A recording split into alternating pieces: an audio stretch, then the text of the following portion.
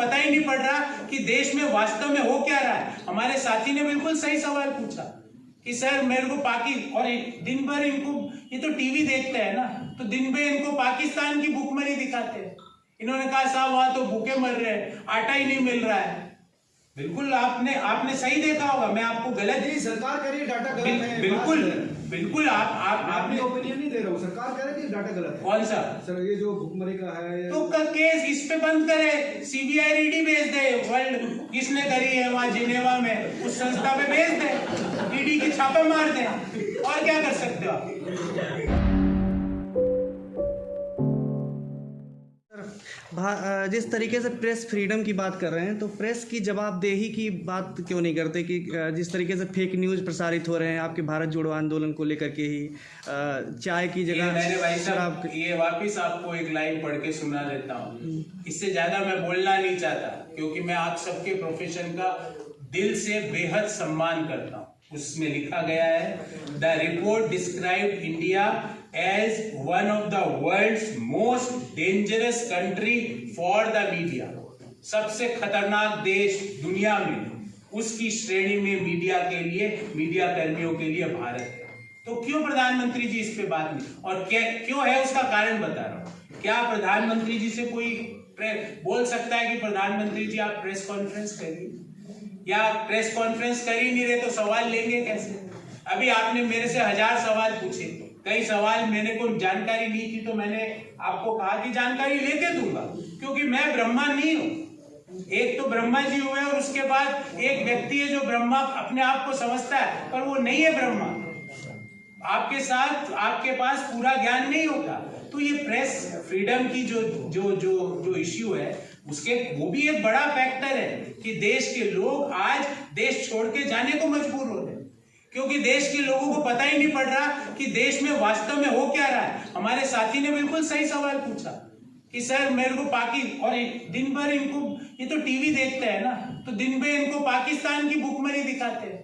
इन्होंने कहा साहब वहां तो भूखे मर रहे हैं, आटा ही नहीं मिल रहा है। बिल्कुल आपने सही देखा होगा, मैं आपको गलत नहीं, सरकार कह रही है डाटा गलत है। बिल्कुल आपने ओपिनियन नहीं दे रहा हूँ, सरकार कह रही है डाटा गलत है। कौन सा सर ये जो भुखमरी का है तो केस इस पे बंद करे, सीबीआई ईडी भेज दे, वर्ल्ड किसने करी है वहां जिनेवा में, उस संस्था पे भेज दे, ईडी के छापे मार दे, और क्या कर सकते हो आप। या तो आप डाटा देते नहीं हो और कोई दूसरा डाटा देता है, इंडिपेंडेंट एजेंसी। ये तो कांग्रेस ने किया है क्या, ये सर्वे किया है ग्लोबल एजेंसी ने। नहीं पसंद आ रहा तो भेज दो ईडी और मार दो छापा, और उसके हेड को बुला लो या ईडी के सामने पेश होने, सम्मन दे के बुला लो, यही कर सकते हो आप। देखिए मैं आपको एक पुरानी कहावत बताता हूँ। बिल्ली अगर दूध पीते हुए आंख बंद कर लेती है ना, तो बिल्ली को लगता है कि किसी ने मुझे देखा नहीं, पर दुनिया में सब देख रहे हैं, समझा। तो आप कह दो मैं तो ये डाटा नहीं मानता, मैं मान लो एक परीक्षा दूं और F ग्रेड आ जाए, मैं कह दूं मैं ये परीक्षा ही नहीं मानता, उससे मेरा ही नुकसान है, क्योंकि पास होने वालों के तो A+ ग्रेड भी आया है। तो ये इन बेतुके इश्यूज के, सरकार तो कहती है हम CMI का डेटा नहीं मानते, सरकार तो कहती है हम हमारा खुद का डेटा नहीं मानते। जो भारत सरकार का लेबर मंत्रालय ने कहा कि 45 साल की सबसे बुरी बेरोजगारी है, वो तो कह रही है हम तो हमारे ही नहीं मानते। तो अब उनका क्या कर सकते हैं जो कहते हैं हम हमारा डाटा नहीं मानते। जी, जिस होल्डिंग कंपनी की आप बात कर रहे थे, राहुल गांधी जी ने जो उन पर स्टेटमेंट दिया था, 21वीं सदी के गौरव हाफ पैंट पहना करते थे और भोलेनाथ को लेकर के वो लोग कभी अनिल विज हरियाणा के मिनिस्टर ने उस पर राहुल गांधी जी पे हिट आउट करके कहा कि करोड़ों खर्च कर रहे हैं, 5 स्टार होटल ऑन व्हील्स है उनकी भारत जोड़ो यात्रा, इतने पैसे कहाँ से आ रहे हैं आप लोगों को, और आप RSS पे स्टेटमेंट दे रहे हैं। एक बार शाखा खुद राहुल गांधी भी ज्वाइन करें। देखिए आज हरियाणा में हमारी यात्रा का अंतिम दिन है, पर मैं भारत जोड़ो यात्रा की ओर से अनिल विज साहब से आग्रह करूंगा कि कल हम पंजाब एंटर करेंगे, आपसे बहुत ज्यादा दूरी पे नहीं होगा, आप 2 घंटे के सफर में वहां पहुंच जाएंगे। 24 घंटे राहुल जी के साथ बिताए और फिर बताए कि कौन सा 5 स्टार है। विज साहब कमर है ना, कमर ये अकड़ जाएगी, 3 दिन तक आप बैठ नहीं पाएंगे और चल नहीं पाएंगे। पाँव है ना, पाँव वो आगे नहीं बढ़ते हैं। आप जब 5 किलोमीटर चल लेते हो ना तो पाँव आगे नहीं बढ़ते हैं।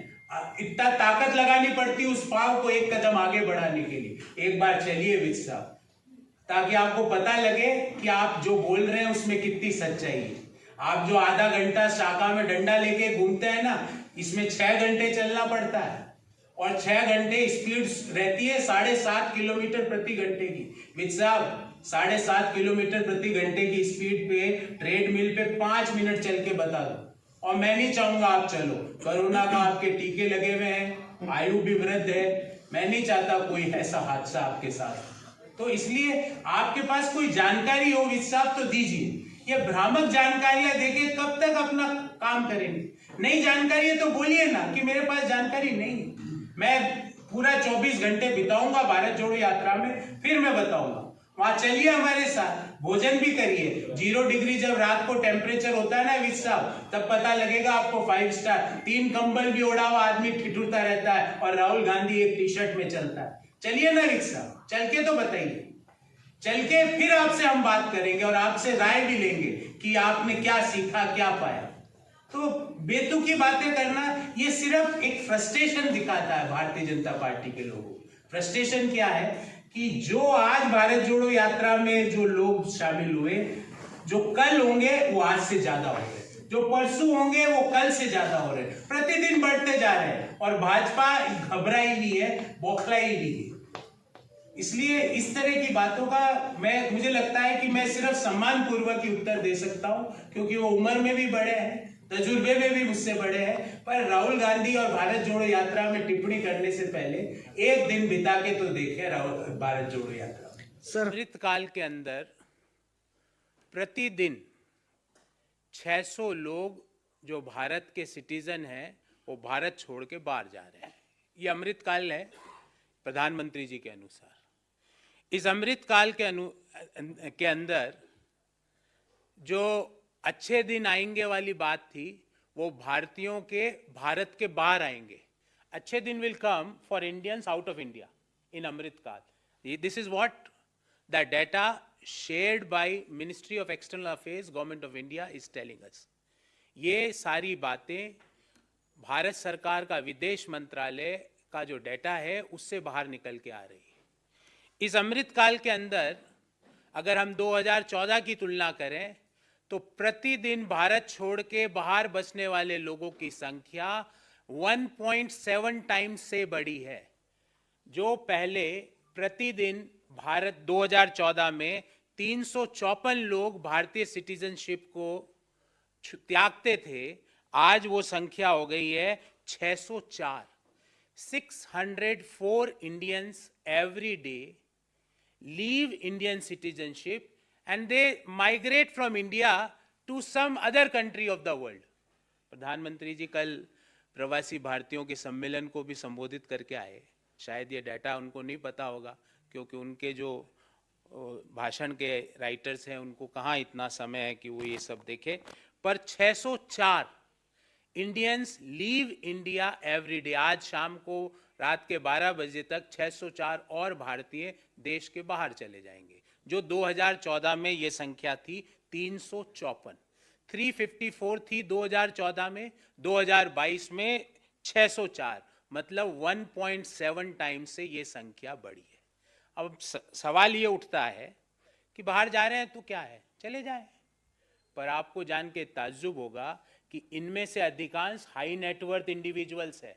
7,000 लोग ऐसे हैं जिनकी सालाना आय 8 करोड़ रुपए से ज्यादा है। 7,000 people are those whose annual income is more than 8 crore as per the government declared returns। Bharat सरकार को दिए गए रिटर्न्स के अनुसार 7,000 लोगों की आय जो भारत छोड़ के 2022 में गए, उनकी आय 8 करोड़ से ज्यादा है।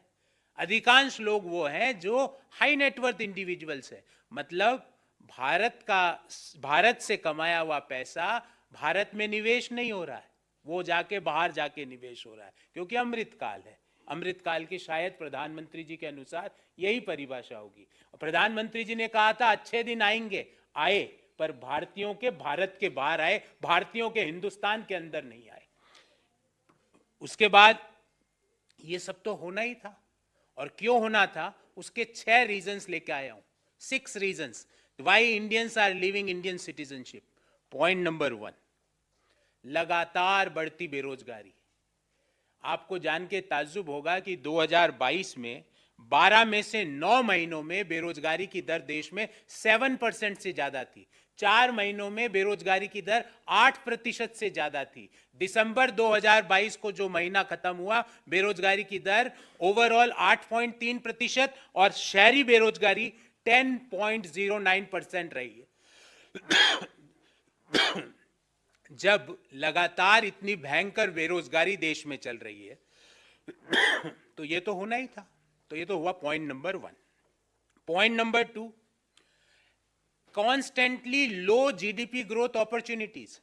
2017 में भारतीय अर्थव्यवस्था की ग्रोथ रेट थी 8.3%, जो कोरोना के पूर्व 2020 में हो गई 3.7%, और कोरोना के दौरान -6.7 और फिर उस लो बेस के कारण 8.7% वर्ष FY 2022 में ये रही। तो लगातार लो बेस ग्रोथ रेट अपॉर्चुनिटीज है, इस कारण लोग देश छोड़ के जा रहे हैं, अपना पैसा दूसरे देशों में लगा रहे हैं। हमारी जो हंसती खेलती बढ़ती हुई अर्थव्यवस्था 2017 में 8.3% से जो ग्रो कर रहे थे, और क्या हुआ था 17 में आपको याद होगा, रात को 8 बजे, आज रात 12 बजे से एक तो वो वाकया हुआ, फिर एक दूसरा वाकया, फिर आज रात 12 बजे से संसद खुलवा के बिना तैयारी के जीएसटी लगाई। तो ये जो दो भीषण बम मारे भारतीय अर्थव्यवस्था पे, उससे भारतीय अर्थव्यवस्था 8.7% से 3.7% आ गई, और कोरोना के दौरान माइनस में चली गई, और फिर लो बेस के कारण वित्तीय वर्ष 2022 में ये 8.7% से ग्रो गई। तो पहला तो कंसिस्टेंट हाई अनएम्प्लॉयमेंट, दूसरा low GDP growth opportunity, point number 3। और ये आंकड़ा हम सबके लिए चिंता का विषय है, जो तीसरा पॉइंट में बता रहा हूं। दुनिया में सबसे ज्यादा गरीब लोग हिंदुस्तान में है, ये यूनाइटेड नेशंस का आंकड़ा है। The largest number of poor people in the world, और मैं आंकड़ा दे रहा हूं यूनाइटेड नेशंस का, 22.89 करोड़ लोग दुनिया के हिंदुस्तान में गरीब है। 22.89 crore Indians are poor as पर यूनाइटेड नेशंस। और ये किसने किया research? United Nations development programme और ऑक्सफोर्ड यूनिवर्सिटी की संयुक्त रिसर्च में ये पाया गया। इसी रिसर्च का आगे में एक्सटेंडेड वर्जन ये है कि 79% जो दुनिया में 2020 में कोरोना के दौरान गरीब हुए, उनमें से 79% भारत में हुए। तो कोरोना में जो 79% लोग गरीब हुए, उसमें 79% हिंदुस्तान में हुए। तो consistent high unemployment, low GDP growth opportunities, largest pool of poor people, Amritkaal चल रहा है, ध्यान रखना। चौथी बात, ग्लोबल हंगर इंडेक्स, 121 देशों में हम 107वें नंबर पर है। 2021 में यह हम थे 101वें नंबर पे। मतलब पूरे जितने भी एशिया के देश है, उसमें अगर हम अफगानिस्तान को हटा दें तो हम हंगर इंडेक्स में सबसे पीछे चल रहे हैं। ये point number 4, global Hunger index. Point number 5, global gender gap index, मतलब महिलाओं का जो आर्थिक क्रियाओं में भागीदारी है, अगर हम दुनिया में देखें तो हमारी रैंक 146 देशों में 135वीं है। ये रिसर्च वर्ल्ड इकोनॉमिक फोरम ने करी। वर्ल्ड इकोनॉमिक फोरम के अनुसार ग्लोबल जेंडर गैप इंडेक्स में हमारा स्थान 135 है दुनिया के 146 देशों में। छठा पॉइंट, और ये आपके लिए बहुत महत्वपूर्ण है, इसलिए मैं इसको लास्ट में लाया, पर है बहुत महत्वपूर्ण, ग्लोबल प्रेस फ्रीडम इंडेक्स। दुनिया में 180 देशों की जो रेटिंग हुई, उसमें वर्ल्ड प्रेस फ्रीडम इंडेक्स में भारत का स्थान 150वां है। और आपको जान के ताज्जुब होगा कि उस रिपोर्ट के अनुसार हिंदुस्तान को one of the world's most dangerous country for the media, I unquote, ये इन्वर्टेड में लिखा है, उस रिपोर्ट में लिखा गया दुनिया में मीडिया कर्मियों के लिए सबसे खतरनाक देश की कैटेगरी में भारत है। क्यों है? आपको भी पता है वो बात, मुझे भी पता है। ये 6 जब बातें हुई तो क्या हमको ताज्जुब होना चाहिए कि ये जो करोड़पति लोग भारत क्यों छोड़ के जा रहे हैं? प्रोफेशनल लोग भारत क्यों छोड़ के जा रहे हैं, पढ़े लिखे लोग भारत क्यों छोड़ के जा रहे हैं, क्यों पिछले 8 सालों में 1.7 टाइम्स लोगों का भारत छोड़ने का जो नंबर है वो बढ़ा है? क्या ताज्जुब है? मुझे तो नहीं है। इस बाबत हमारे 4 सवाल है और बड़े सिंपल सवाल है प्रधानमंत्री जी, क्योंकि आप आजकल प्रवासियों से ज्यादा वार्ता कर रहे हो।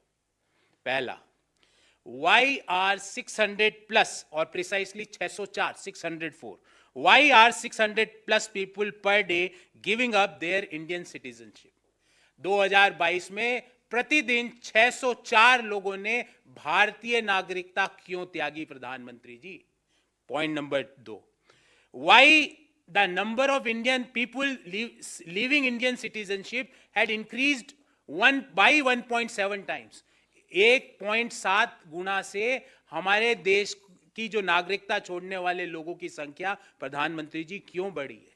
प्रधानमंत्री जी, जो मैंने 6 मुद्दे बताए, लगातार बढ़ती बेरोजगारी, लोग GDP growth, largest number of poor people in the world, Global Hunger Index very low, World Press Freedom Index, Global Gender Index very low, इन 6 मुद्दों में प्रधानमंत्री जी कोई भी चूज कर लीजिए और आगामी जो संडे आ रहा है जब आप मन की बात करो, एक मुद्दे पे अपनी दृष्टि डालिए प्रधानमंत्री जी कि वर्ल्ड प्रेस फ्रीडम इंडेक्स के बारे में आपकी क्या राय है, हम क्यों लो है, हम ग्लोबल जेंडर गैप में क्यों लो है, हम ग्लोबल हंगर इंडेक्स में क्यों लो है, हमारे यहाँ लगातार बेरोजगारी की दर 8% से ऊपर क्यों बनी हुई है, हम दुनिया में सबसे ज्यादा हमारे देश में गरीब लोग क्यों हैं और 79% जो गरीब लोग गरीबी के अंदर आए कोरोना के दौरान वो भारत में ही क्यों आए, और लास्ट बट नॉट लीस्ट हमारे देश में लो जीडीपी ग्रोथ अपॉर्चुनिटीज क्यों है? प्रधानमंत्री जी, एक बार इन 6 में से एक मुद्दे पर मन की बात करिए।